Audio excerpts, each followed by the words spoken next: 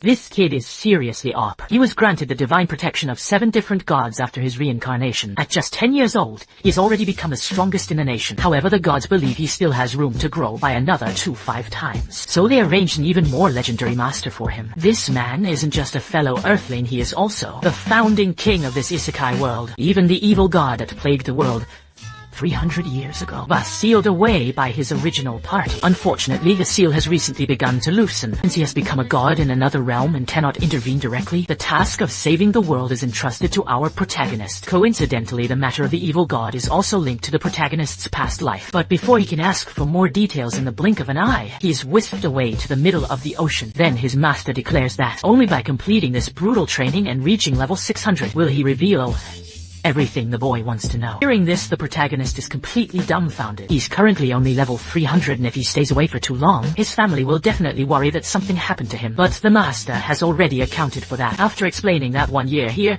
is equivalent to just 1 day back home, he leaves to go enjoy some tea. Left with no choice, the protagonist braces himself and charges into the forest. But to his surprise, in just 2.5 minutes, dozens of magic beasts surround him. Forget resting, he doesn't even have time to sleep. Miraculously, he maintains this pace for 2.5 months. Before long, he finally reaches his limit. Right then, a cry for help from an animal echoed from the distance. Drawing closer, it turned out to be a cute little wolf pup. However, the protagonist's first instinct was to put it out of its misery. But just as he was about to strike, a memory of his past bravery suddenly flashed through his mind. Snapping back to reality, he realized he had almost lost the most precious thing of all. Compassion, the true heart that seeks to protect all life. Determined, he exhausted every ounce of his mana. Desperate to heal the little wolf, in the next instant he collapsed from sheer exhaustion. When the protagonist woke up, he realized he was not only alive, but had also been saved by the little guy in front of him. Saying that the pup was alone, just like himself, the protagonist decided they should train together and named him Xiaobai. It was Xiaobai's companionship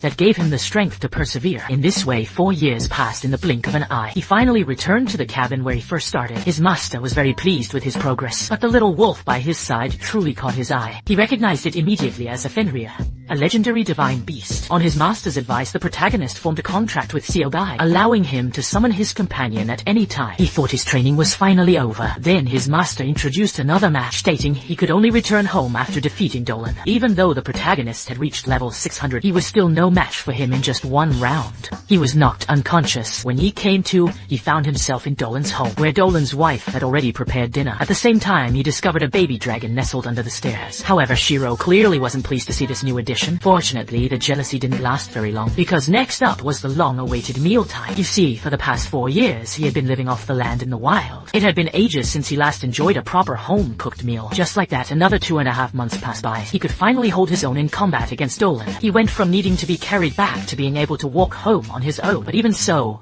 he felt his progress was still too slow. It turns out that back when he completed the first trial, his master had already revealed the truth about his lineage. There were originally 8 gods in this isekai, and the evil god was once the god of games in charge of entertainment. However, he abused the god realm to force innocent people into death games. As a result, he was banished from the world of the gods. Back then, the master was summoned here from Earth, alongside the parents of our protagonist. While the master eventually succeeded in sealing the evil god, it was a chance sport at the cost of his parents' lives. Driven by this revelation, he finally shattered his own limits.